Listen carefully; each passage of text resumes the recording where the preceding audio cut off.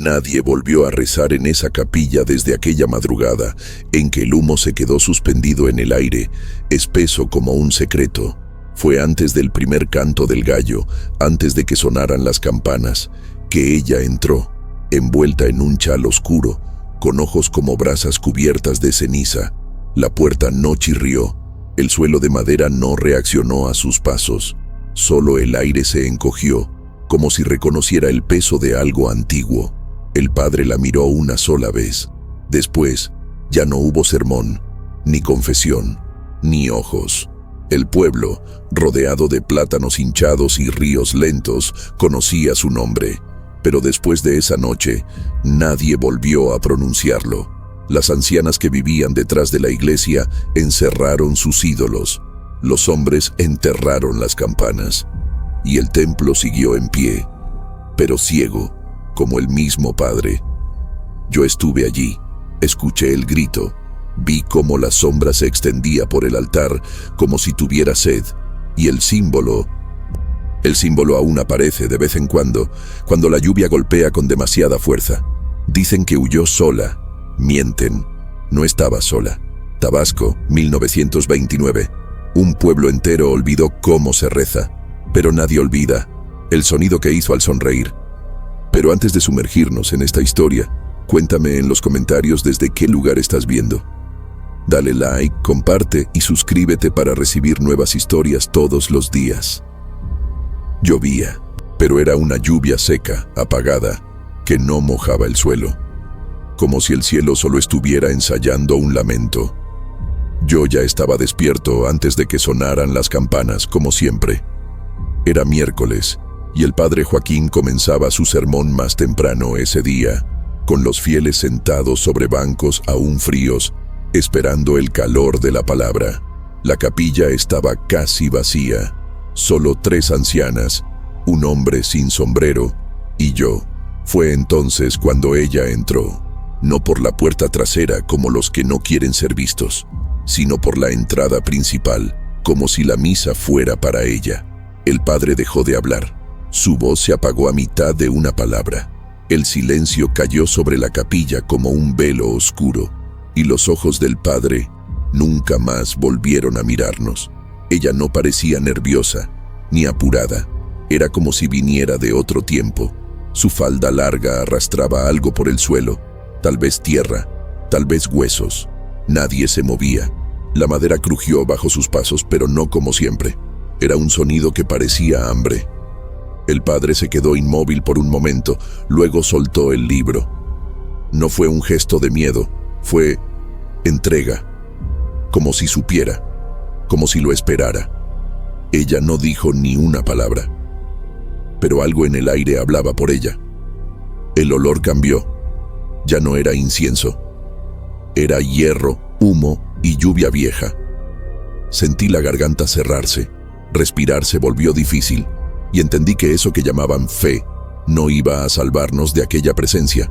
Los ojos del padre estaban fijos, no parpadeaba. La miraba como quien ve el final de un secreto muy antiguo. Las ancianas comenzaron a murmurar oraciones, pero las palabras se enredaban, como si se les hubieran olvidado. El hombre sin sombrero quiso moverse, pero se congeló en el segundo paso. La campana de la torre no sonó, y eso fue lo más extraño.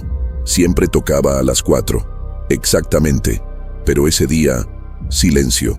La capilla parecía suspendida en el tiempo. La mujer se detuvo frente al altar. El velo que cubría su cabeza cayó por un instante, y lo juro por los huesos de mi padre, que su cabello se movía solo, sin viento, como serpientes cansadas, o como raíces buscando sangre. El padre Joaquín dio un paso adelante. Su voz finalmente salió, pero no era suya. Era baja, áspera, como si algo le hablara desde dentro de la garganta. ¿Quién eres?, preguntó, pero la frase cayó al suelo y murió antes de llegar a ella. Solo levantó una mano, no para bendecir, para mostrar. En las palmas tenía algo grabado, no con tinta sino con quemaduras, letras torcidas imposibles de entender, un idioma que parecía respirar. El padre retrocedió. Le vi el miedo en la piel, no en los ojos, porque los ojos ya no estaban presentes. Ella sonrió. pero no con la boca, con todo el cuerpo. Una sonrisa que hacía crujir los huesos, incluso sentados. El hombre sin sombrero intentó huir, tropezó con una banca, cayó, se golpeó la cara. Nadie se acercó. Las ancianas seguían murmurando, ahora más alto, como si repetir palabras antiguas pudiera protegernos de lo que teníamos delante. Pero no podía, nada podía. La mujer giró sobre sus talones, como si bailara un rito invisible. El suelo pareció temblar bajo sus pies, y entonces una gota cayó del techo, pero no era agua, era oscura, casi negra, y olía a óxido. Cuando miré hacia arriba, vi la madera manchada, como si algo estuviera goteando. El padre se arrodilló, no en oración, en desesperación, y ahí terminó el sermón. Pero nadie se fue, nadie se levantó, nadie habló. La misa quedó suspendida, un tiempo que se alargaba demasiado, como si el reloj hubiera sido envenenado. La mujer se volvió hacia el altar y comenzó a murmurar. No era latín, no era español, era un idioma que dolía escuchar. Cada palabra empujaba a la otra como mareas salvajes. Las ancianas lloraban, el hombre gemía en el suelo, con el rostro ensangrentado. El padre seguía arrodillado, como una vela derretida. La llama del altar se apagó sola, sin viento, sin manos, solo oscuridad. Y entonces, ella extendió la mano y tocó el altar con los dedos manchados de algo que yo no vi, pero lo sentí, ardió dentro de mí. Luego, caminó hacia el padre, se arrodilló frente a él. Los dos parecían estatuas rotas. El tiempo se detuvo por un instante tan profundo que pensé que había muerto, pero no. Estaba vivo, atrapado. Se susurraron algo entre ellos. No entendí, pero la manera en que él se inclinó ante ella, como un hijo ante algo que dio a luz al mundo, me hizo entender que eso ya no era una mujer, era otra cosa. El sonido que hizo al tocarle la cara no era humano, era seco, como corteza rompiéndose. El padre lloró, pero no hubo lágrimas, solo humedad saliendo de sus ojos, como si quisieran huir. No recuerdo cómo salí de la capilla, solo recuerdo estar afuera, jadeando, sudando, con las manos temblando. El pueblo seguía dormido, ninguna ventana se abrió, ningún perro ladró, como si el mundo allá afuera no supiera lo que pasaba dentro, o lo supiera y prefiriera callar. Volví la mirada hacia la torre. La campana seguía ahí, inmóvil, pero juro, y vuelvo a jurar, que escuché un leve tintineo como un eco lejano desde dentro. Cuando miré la puerta de la capilla, estaba entreabierta, pero adentro ya no había nadie. El padre no salió, nadie más lo hizo, solo yo. Me pregunté por qué. ¿Qué había en mí que me dejó escapar? ¿O era parte del plan? Que saliera, que contara, que llevara esta historia como maldición viva. Pasé la noche sentado junto al río, con los pies en el agua, como si la corriente pudiera llevarse lo que vi. Pero el agua se oscureció, y el olor de esa capilla nunca se fue de mi nariz. Días después encontraron el altar manchado, pero al padre, no. Él volvería a aparecer al tercer día, pero no como hombre, como advertencia.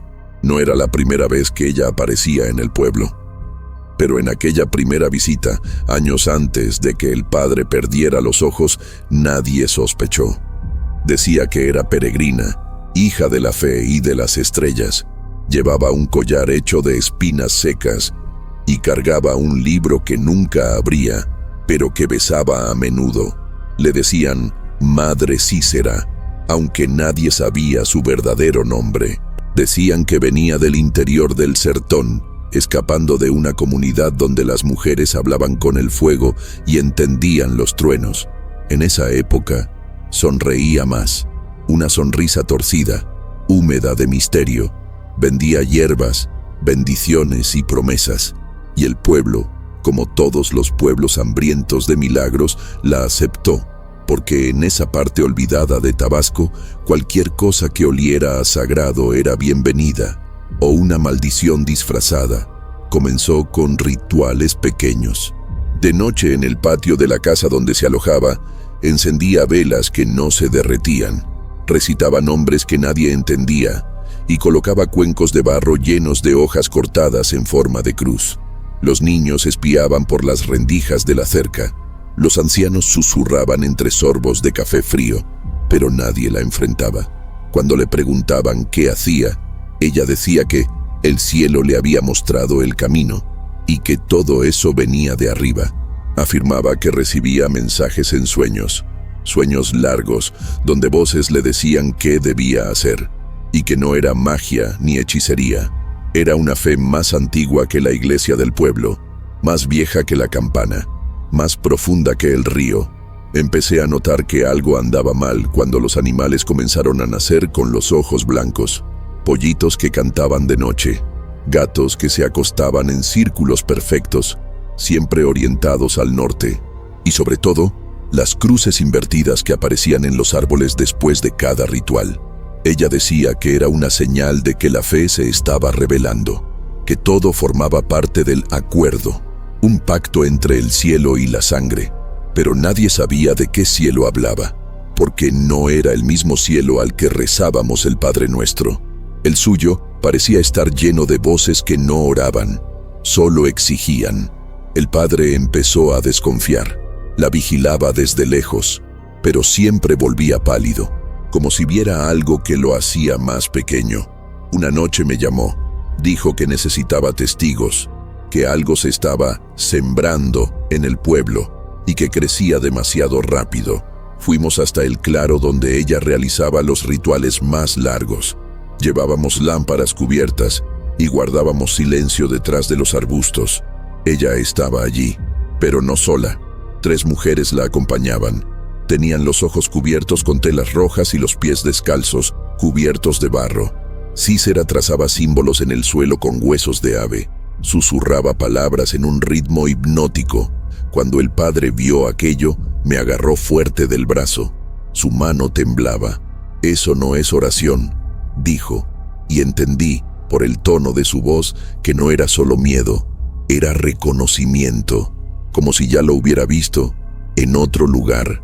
Esa noche ella invocó algo, no sé qué, pero escuché un sonido que no venía del bosque ni del cielo. Era como un suspiro desde dentro de la tierra, una respiración ahogada, profunda. Las 3 mujeres comenzaron a balancear sus cuerpos de forma sincronizada, como si cuerdas invisibles tiraran de sus espaldas. El suelo tembló, la luz de la lámpara parpadeó, y en el centro del símbolo dibujado en la tierra apareció una sombra, no un cuerpo, una ausencia de luz, algo que parecía tener peso, sin tener forma. El padre cayó de rodillas. Ella lo trajo, susurró, y luego guardó silencio. Nos quedamos allí, paralizados, hasta que la sombra desapareció. Cuando regresamos al pueblo, juró que eso debía terminar, pero no terminó. Ella solo se volvió más audaz. Cícera empezó a hacer los rituales dentro de la misma capilla. Decía que las paredes santificadas amplificaban la escucha espiritual. Empezó a pedir a los vecinos que llevaran objetos de los difuntos, medallas, trozos de ropa, dientes. Alegaba que a través de esos objetos, los muertos podían hablar con los vivos. Muchos creyeron, querían oír a sus seres queridos, querían respuestas, y ella las daba, pero siempre pedía algo a cambio, una gota de sangre, una ofrenda oculta o un silencio que no debía romperse. El pueblo empezó a dividirse. Mitad la veneraba, mitad la temía, y yo ya no sabía dónde estaba parado. Una tarde vi a un niño salir de la capilla con los ojos cerrados y la boca llena de tierra. La madre, desesperada, gritaba que era parte del proceso de revelación y que no debía interrumpirse. Decían que era un estado entre mundos. Empecé a anotar todo, cada ritual, cada símbolo, cada nombre susurrado. La lista crecía, y con ella, el peso en el aire del pueblo. Los pájaros dejaron de cantar por las mañanas, el río se volvió más oscuro, y las velas, incluso apagadas, dejaban un olor a carne quemada. Un día, el padre me entregó un sobre. Dentro había páginas arrancadas de un libro antiguo. Lo encontré en el sótano de la capilla. Léelo, y no hables más de esto. Estaba en un idioma extraño, pero reconocí un símbolo, el mismo que ella dibujó aquella noche. Era el símbolo que aparecería después, cuando encontraran el cuerpo del padre. Pero en ese entonces, aún no lo sabíamos. Lo que sabíamos era que ella había cambiado, no físicamente, pero sí en la forma de mirar, como si viera más allá de nosotros, más allá del tiempo, como si ya estuviera en otro sitio y solo su cuerpo permaneciera allí. Comenzó a ayunar por días, a quedarse inmóvil por horas, y cuando hablaba, su voz venía como un eco desde un pozo antiguo. El cielo está cerca, decía, el velo está cayendo, y cada frase suya parecía arrancada de un lugar donde las palabras del mundo ya no valían nada. El pueblo se quedó en silencio, como si presintiera que algo estaba por suceder. La última vez que la vi antes de la tragedia, estaba frente al altar, con los ojos cerrados cantando. Pero el canto no era música, era un zumbido grave, intermitente, como una máquina respirando. Las paredes de la capilla temblaban levemente, los santos giraban sus rostros, y el suelo parecía latir, como si un corazón durmiera bajo nuestros pies.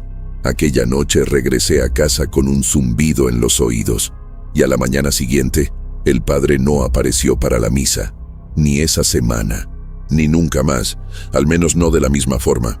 Y fue entonces cuando entendí, el ritual que ella hacía nunca fue una súplica, fue una advertencia. Era domingo, el último en el que se escuchó el nombre del padre Joaquín en las oraciones del pueblo. La campana sonó, como siempre, pero el golpe fue hueco, vacío. Me desperté con un nudo en el estómago, como si algo me hubiera llamado sin usar palabras. Cuando salí a la calle, noté que casi nadie iba hacia la iglesia. Una ausencia extraña, como si los cuerpos supieran algo que las mentes se negaban a aceptar. Pero él fue. El padre entró solo en la capilla, antes del amanecer. Llevaba en las manos el sobre que yo le entregué 2 días antes.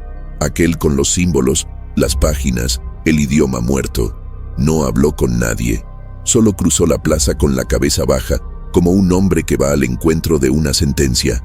Y ella ya lo esperaba adentro. La capilla estaba cerrada, pero dicen que nadie vio las llaves, que la puerta simplemente se abrió al llegar él. Yo estaba lejos, escondido en la sombra del almacén, pero juro que lo vi. La madera cedió sola, sin que nadie la tocara. El interior del templo parecía demasiado oscuro para esa hora, como si la luz se negara a entrar. Y cuando él cruzó el umbral, algo cambió. El sonido del viento se detuvo. La campana, que debía dar su último repique, se silenció de golpe, como si alguien la hubiera estrangulado. Dentro de la capilla había silencio, y luego un sonido, único, crudo, de algo que se rasga. Pero después, nada, solo un largo instante de vacío. Nadie más entró. Nadie lo intentó. Los pocos que estaban cerca, un viejo pescador, la esposa del sastre, 2 niños curiosos, se quedaron inmóviles, como si la puerta se hubiera convertido en un límite, una frontera que solo podía cruzar quien fuera llamado o condenado. Una de las niñas dijo haber visto una sombra moviéndose adentro, que parecía humana, pero demasiado grande, demasiado larga, como si tuviera más articulaciones de lo normal. Nadie le creyó, pero nadie se rió, porque sabían que los niños en ese pueblo veían lo que los adultos se negaban a ver. Y lo que ella vio, nadie quiso preguntar más de una vez. El tiempo dentro de la iglesia se deshizo. Pasaron horas, o minutos, o siglos. Nadie podía decirlo, hasta que desde dentro llegó un sonido que partió al pueblo en 2. Un grito tan agudo, tan desesperado, que no parecía humano. No tenía forma, no tenía dirección. Solo vibró en el aire como una cuchilla, atravesando puertas cerradas y ventanas selladas. Las gallinas huyeron de los corrales, los perros se acurrucaron, los niños comenzaron a llorar, y los ancianos se arrodillaron, porque reconocieron esa voz. Era la del padre, pero no era dolor lo que se oía, era asombro. como si hubiera visto algo que lo destruyó solo por existir. Nadie se atrevió a entrar, ni cuando el grito cesó, ni cuando la puerta volvió a abrirse lentamente, con un crujido que sonaba a rito. Adentro, todo parecía en calma. No había sangre, ni figura, ni olor, pero el altar estaba vacío, el cáliz tirado en el suelo, y en el centro, justo donde el padre solía arrodillarse, había solo una mancha. No era líquida, ni sólida, era una ausencia, un agujero oscuro, como si la realidad misma hubiera sido arrancada de allí. Un anciano decía que era una rasgadura entre mundos. Otro, que era la marca de una deuda antigua cobrada. Yo no entré, ni lo necesitaba, porque esa noche él apareció. No era el padre, pero era su cuerpo. Lo encontraron apoyado contra la puerta de la sacristía, arrodillado, con las manos en alto, como si rezara, pero los ojos ya no estaban. Las cuencas estaban secas, negras, hundidas. No había sangre, solo un polvo fino alrededor del rostro, como ceniza, como si algo hubiera succionado la luz desde dentro. En el pecho, trazado con precisión de bisturí, había un símbolo, el mismo, el de la página, el del suelo, el que ella dibujaba en los rituales. Era eso lo que cubría al padre, y debajo de él, grabada en la madera con una cuchilla fina, una frase corta: la puerta fue abierta. Nada más, y eso bastaba. El pueblo entró en luto, pero un luto extraño, silencioso, sin velorio, sin misa, sin campanas. El cuerpo fue enterrado en secreto, al lado de la capilla, a medianoche, por 3 hombres que no quisieron dar sus nombres. Dicen que ni rezaron, solo echaron tierra y se marcharon. Ella desapareció el mismo día. Algunos dijeron haberla visto caminar hacia el bosque, vestida de blanco, con algo en los brazos, una caja quizás. Otros juraban que flotaba, con los pies a 2 dedos del suelo, pero nadie intentó seguirla, nadie quiso saber. El pueblo prefirió olvidar, pero el sonido del grito, ese jamás se fue de la mente de quienes lo oyeron. Yo aún lo escucho, a veces cuando el viento pasa entre las hojas con demasiada fuerza, o cuando la campana, esa misma oxidada, muda, suena sin motivo. El sonido regresa, no como un eco sino como una advertencia, como si dijera: esto aún no ha terminado, porque en verdad nunca termina. Lo que ella trajo no se fue, permanece aquí, en la tierra, en el aire, en los ojos que evitan mirar al altar, y en mí, porque fui el último en verlo con vida, el último en escuchar, el último en entender, y quizás el próximo. La puerta fue abierta, y ahora alguien debe vigilar que no se cierre desde el lado equivocado. A veces pienso si ella lo supo desde el principio, si todo fue calculado, si el ritual, el símbolo, el padre, todo formaba parte de algo mucho más grande, algo que no se revela de golpe, sino poco a poco, a través del tiempo, del dolor, del silencio, como un mensaje escrito en sombras. Y si es así, tal vez el grito no fue de miedo, tal vez fue de revelación, tal vez en ese instante final, él entendió lo que realmente era la fe, o su ausencia, y lloró con el cuerpo, con los ojos arrancados, con el alma devorada por algo que ni siquiera un sacerdote se atrevería a nombrar. Fueron los niños de la orilla del río quienes lo encontraron primero, 2 hermanos, pescadores de anzuelo, demasiado curiosos para su propio bien. Estaban cazando sapos cerca de la vieja sacristía, un sitio que hasta los adultos evitaban. Vieron la puerta entreabierta, con un olor extraño escapando, no exactamente podrido, sino gastado, como si algo hubiera envejecido en segundos allá dentro. No avisaron a nadie, entraron, y allí, en el suelo de piedra, vieron el cuerpo, doblegado, de rodillas, los brazos estirados, como si hubieran sido colocados con cuidado.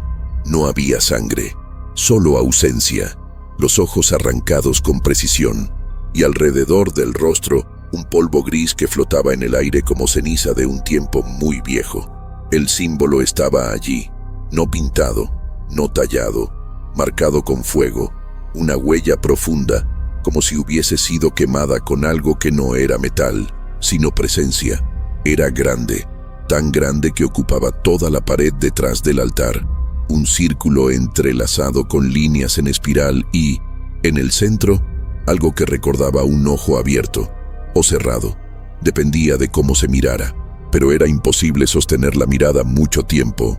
Duele, palpita, como si el símbolo mismo devolviera la mirada. Los niños corrieron. Uno de ellos perdió el habla por 2 días.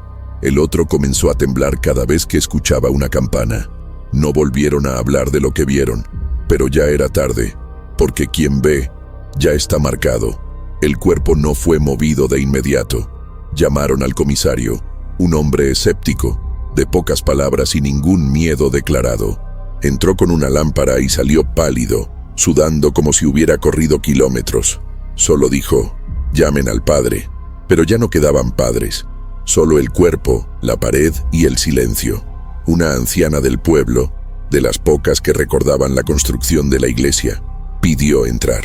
Y cuando lo hizo, se arrodilló. Comenzó a murmurar algo en una lengua muerta, olvidada incluso por quienes alguna vez la hablaron.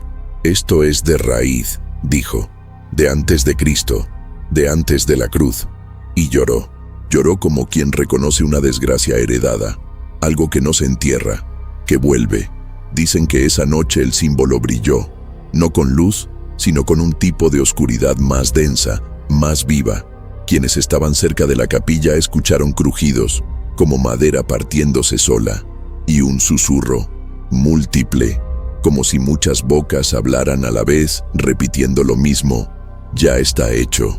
Las ramas de los árboles se inclinaron, los perros cavaron hoyos, las gallinas se enmudecieron, y el aire se volvió más denso, más quieto, como si el tiempo se negara a avanzar allí, como si todo estuviera atrapado en ese momento, en esa pared, en esa marca que no desaparecía, incluso después de que intentaron borrarla, incluso después de pintar sobre ella, siempre regresaba.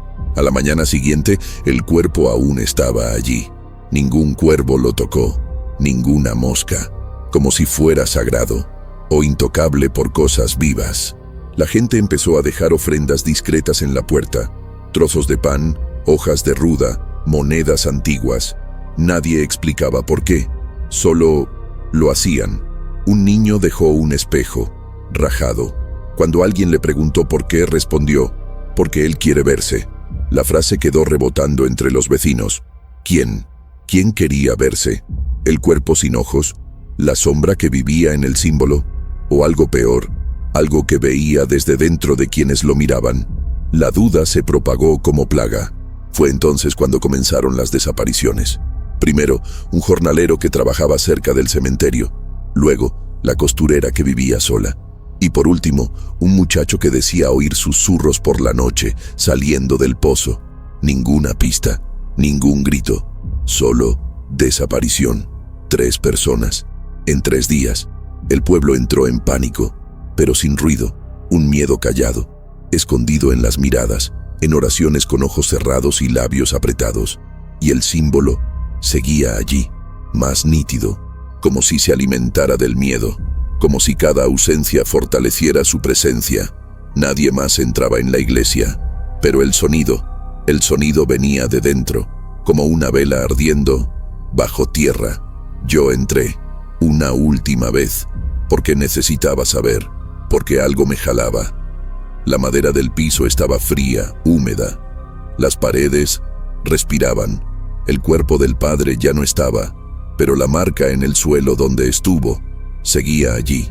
Había una mancha circular, oscura, como carbón mojado, y el símbolo era más grande, expandido, como si estuviera creciendo con el tiempo. En el aire, el olor a hierro era tan denso que dolía respirar, pero lo peor era el sonido. No era audible, era un ruido dentro de la cabeza, como una frecuencia antigua que no venía de afuera, sino de adentro. Tuve que salir, pero salí diferente, con la certeza de que eso no era el final. Al volver a casa encontré un sobre en mi puerta, sin nombre, sin remitente. Dentro, una única hoja, papel grueso. En él, el símbolo. Perfecto. Y debajo, una frase escrita a mano. Tú viste. Eso era todo. Nada más. No entendí si era una advertencia, una amenaza o un llamado. Pero entendí que desde ese momento estaba vinculado a eso, a la marca, al ciclo, a todo lo que vino antes y a lo que aún vendrá. El símbolo no era solo un dibujo, era una puerta, un sello, una invitación, y me había elegido. No sé por qué, pero desde aquel día no he podido dormir con las luces apagadas. Hay noches en las que me despierto con olor a ceniza en la habitación, otras con marcas extrañas en la madera del suelo. Ya intenté salir del pueblo 2 veces. Ambas desperté de nuevo en casa, como si nunca me hubiera ido. No le conté esto a nadie, pero lo escribo ahora, porque sé que quien lee tal vez también lo está escuchando, tal vez lo haya visto, tal vez sintió esa vibración en el pecho cuando su nombre es susurrado por el viento. Si es tu caso, hay algo que debes saber. El símbolo no es un dibujo, es un destino, y cuando aparece es porque la historia apenas comienza. Y el próximo cuerpo tal vez no tenga ojos, pero verá todo. Nadie la vio salir de la capilla, pero todos supieron que se había ido. Ya no había peso en el aire, ni calor, ni ese silencio espeso que parecía empujar el alma contra los huesos. Por primera vez en semanas, la campana se balanceó con el viento. No sonó, solo crujió, como si buscara a alguien que ya no estaba. La puerta del templo quedó entreabierta, como una herida que no cierra, y adentro, solo el símbolo, oscuro como una noche sin luna. En la plaza, los perros volvieron a andar, los gallos cantaron con retraso, pero nadie celebró, porque sabían lo que eso significaba.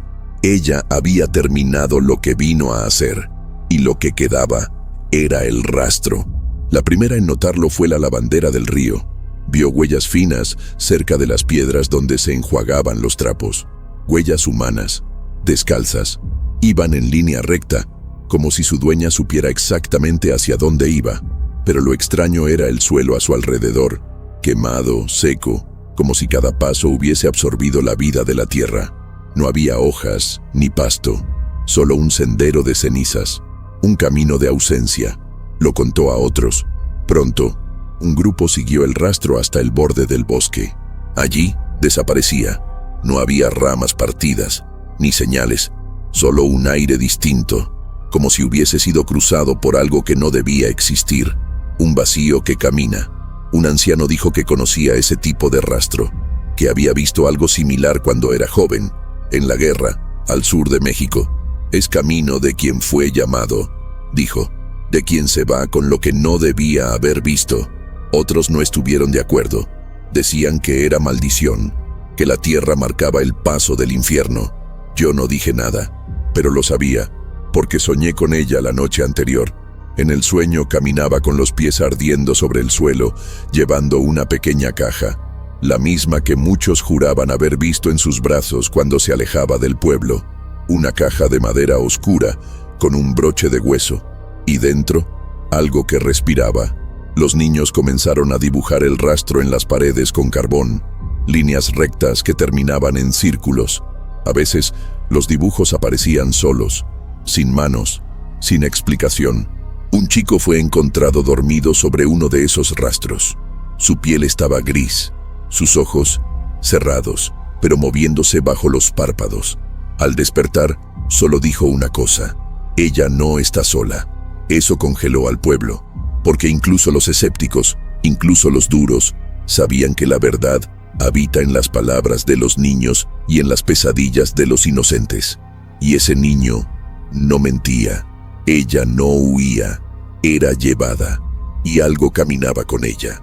Algunos vecinos juraron oír campanillas provenientes del bosque, campanas pequeñas, como las que se cuelgan en altares antiguos, pero sonaban solas, y solo de madrugada.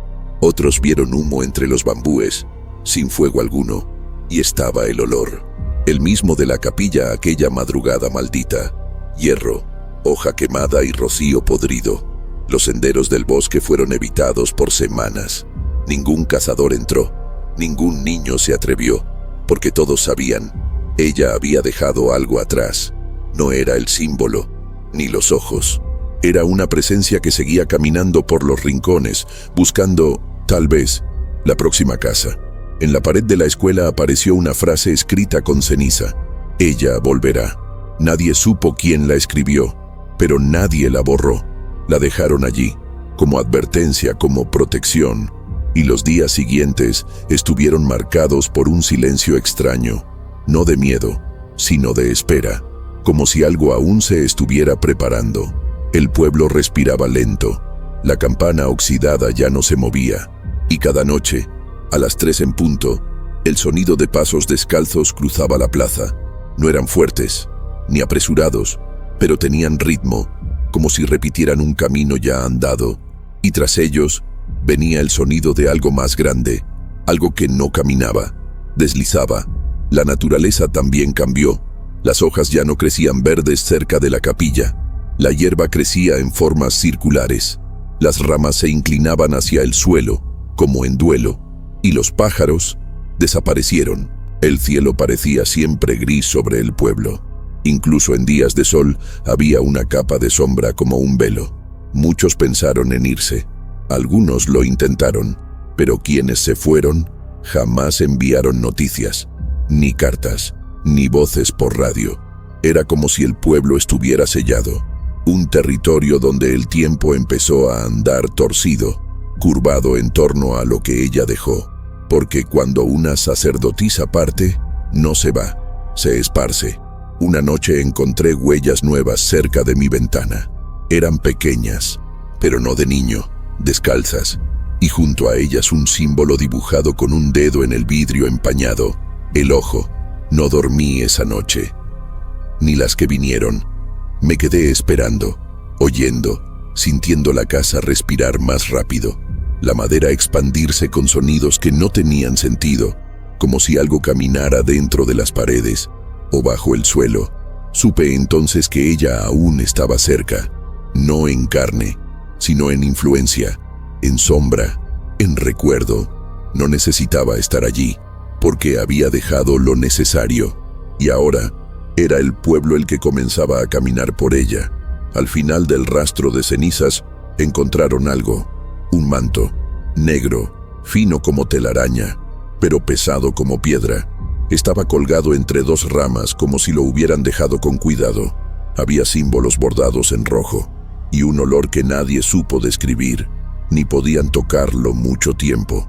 Un joven lo intentó, desmayó, luego dijo que vio su rostro dentro de una luz que ardía sin fuego. Nadie más lo tocó. Enterraron el manto en un lugar donde nada crecía, y hasta hoy las cenizas vuelven a esparcirse alrededor de ese punto, como si aún hubiera pasos invisibles rondando, buscando, esperando. La verdad estaba escondida donde nadie quería mirar, en los libros húmedos del sótano de la vieja escuela. Allí encontré, entre mapas coloniales y actas olvidadas, el nombre que no debía leerse: Santa Conciencia de la Madre del Fuego. Un culto registrado en el siglo XVIII, que habría nacido donde hoy se alza el pueblo. En ese entonces no había iglesia, solo un círculo de piedras, velas negras y una sacerdotisa, descrita como la que oye la tierra y alimenta el velo. El registro terminaba abruptamente, con un sello manchado de cera oscura. Al costado, una nota manuscrita con tinta casi borrada: este sitio está sellado con sangre. Cada 200 años, ella regresa. La fecha final: 1729. 200 años después, 1929. Pasé días intentando confirmar lo que había leído. Visité a los más ancianos, los archivos del ayuntamiento, incluso el cementerio olvidado detrás del ingenio. Todo apuntaba a lo mismo. Ese pueblo nunca fue solo un lugar, fue un santuario, un altar vivo. La posición de la capilla, la campana, la distribución de las calles, todo seguía un patrón, un círculo oculto, un diseño que solo se podía ver desde lo alto o desde el subsuelo. Un anciano ciego me dijo entre toses: ¿crees que ella llegó ahora? Ella es parte del suelo, parte del trato. Y luego no habló más, como si hubiese dicho demasiado, como si recordar tuviera un precio. El pueblo no fue construido al azar. Los primeros habitantes, colonos que escapaban de persecuciones religiosas, habrían hecho un pacto con algo que llamaban la voz de la tierra caliente, un nombre que no aparece en ningún catecismo ni en doctrinas oficiales, pero que resuena en leyendas susurradas entre indígenas y esclavos. Según esas historias, el trato era simple: tierra fértil a cambio de silencio, cosechas a cambio de no mirar, protección a cambio de obedecer, y una vez cada 2 siglos, la intermediaria vendría, no para destruir, sino para recordar, para renovar el pacto, para cobrar lo prometido en un juramento enterrado bajo el altar. El altar original de la capilla nunca fue retirado, solo lo cubrieron con piedra y madera, pero aún está allí, y según el cuaderno del viejo sacristán, que encontré escondido detrás de la imagen de San Bartolomé, había una marca grabada debajo, el mismo símbolo, ese ojo torcido, el que arde con solo mirarlo. El sacristán decía que el símbolo crecía cuando llovía, que respiraba en las madrugadas en que la campana sonaba sola, escribía con miedo, cada frase incompleta, cada párrafo seguido de una oración, y al final del cuaderno, una sola frase escrita con letra temblorosa: ella vendrá por nosotros, como vino por ellos, porque nunca fuimos santos.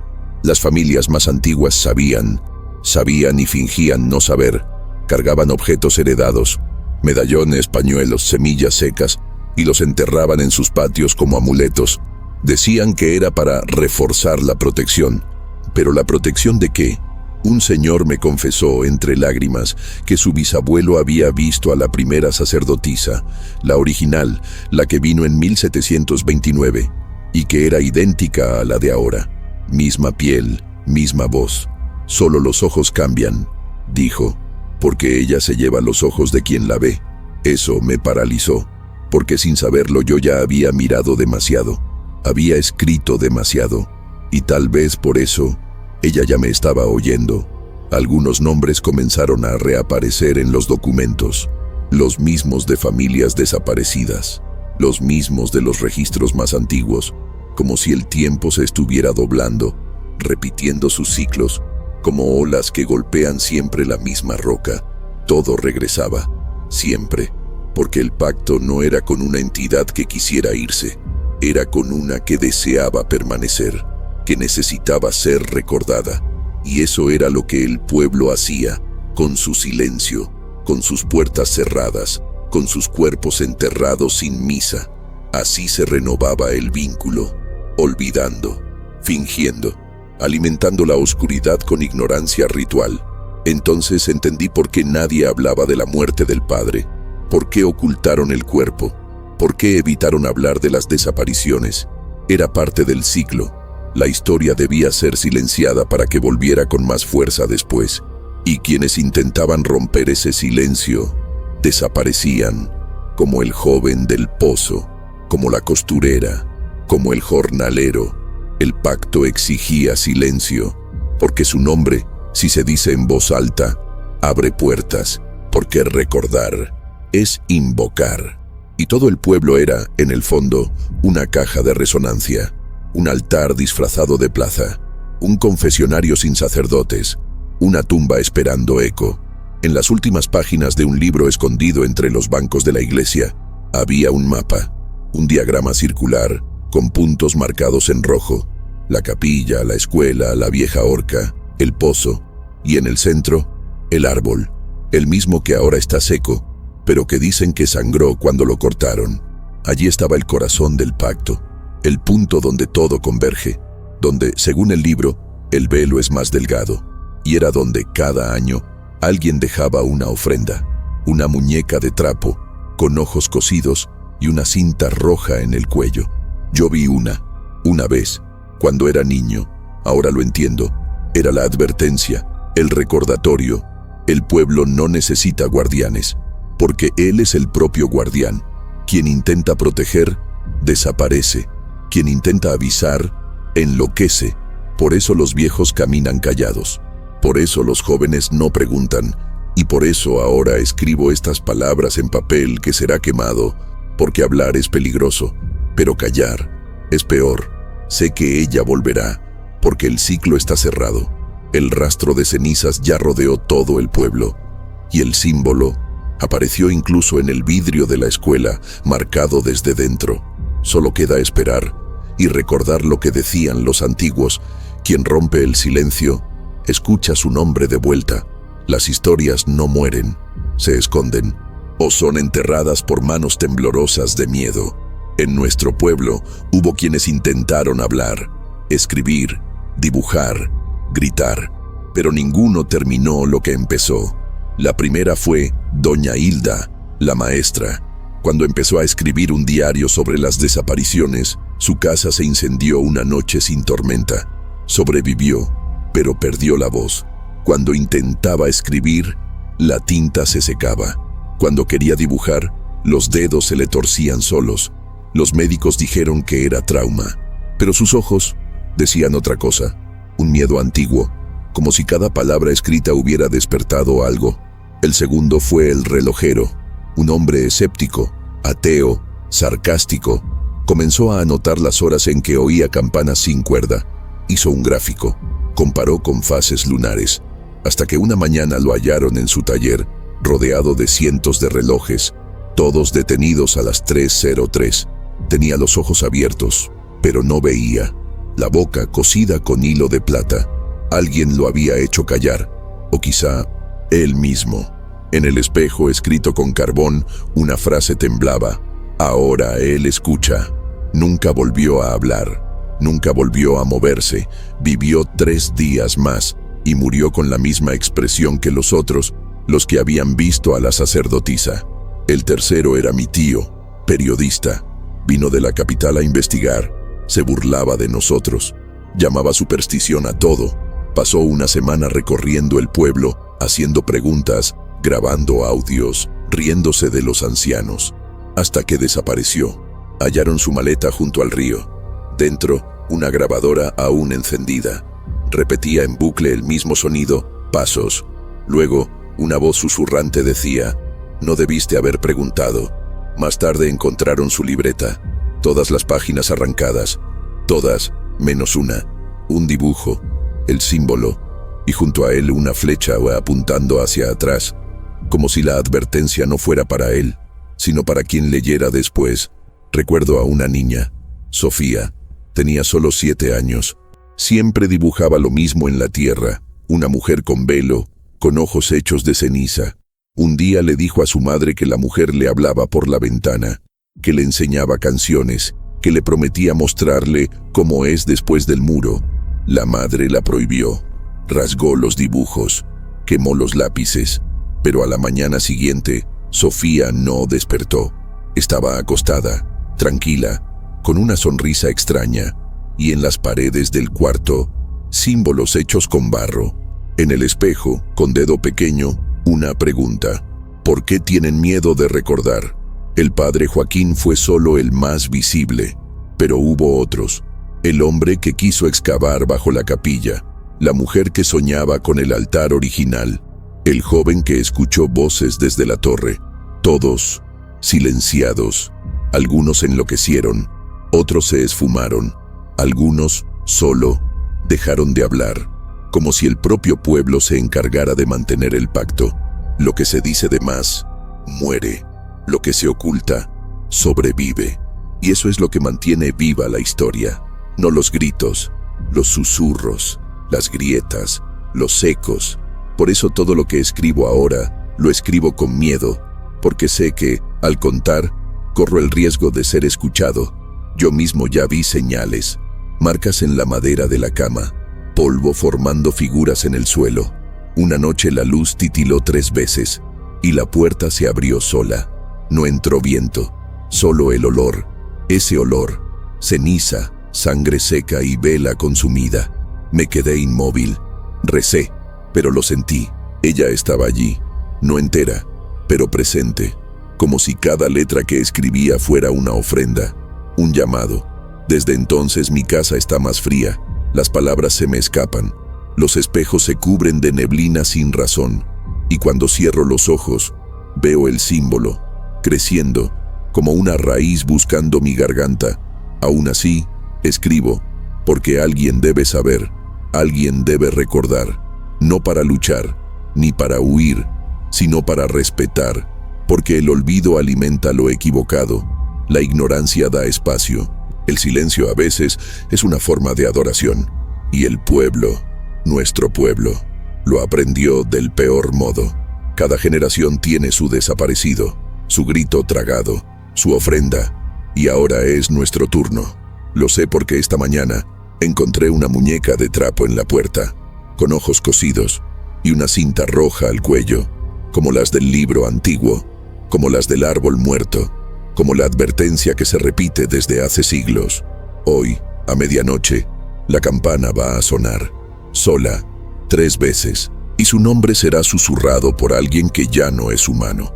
Tal vez ya empezó, tal vez, mientras lees, algo ya te ha mirado, algo que no quiere ser recordado, pero tampoco tolera el olvido, porque el pacto no es entre vivos y muertos, es entre quienes recuerdan, y lo que habita en el intervalo, entre el sonido y el eco, entre el símbolo y el ojo, entre la puerta y lo que la cruza. No sé qué pasa después, pero si lo escuchaste, si lo sentiste, ya formas parte también. Y el silencio, ahora, es tu carga también. El motivo del silencio no es el miedo, es el reconocimiento, la certeza de que hay cosas que no mueren, que no se van, que esperan, que escuchan y que un día regresan. El pueblo, en este momento, parece quieto, pero no lo está. Escucha, guarda, respira por los rincones, y cuando alguien se atreve a hablar en voz alta, todo comienza otra vez, como está comenzando ahora, porque el ciclo no se cierra con gritos, sino con el sonido ahogado de alguien que lee, quizá tú, y entiende, demasiado tarde, que ya abrió la puerta, y que del otro lado, ella sonríe. Has llegado hasta aquí. Eso significa que algo en esta historia te habló. Ahora quiero saber, ¿desde dónde estás viendo este video? Déjalo en los comentarios. Y cuéntame si alguna vez conociste un lugar que guarda un silencio tan extraño como este. Si esta historia te dio escalofríos, deja tu like. Si te atrapó hasta el final, compártela con alguien que amaría conocer este misterio.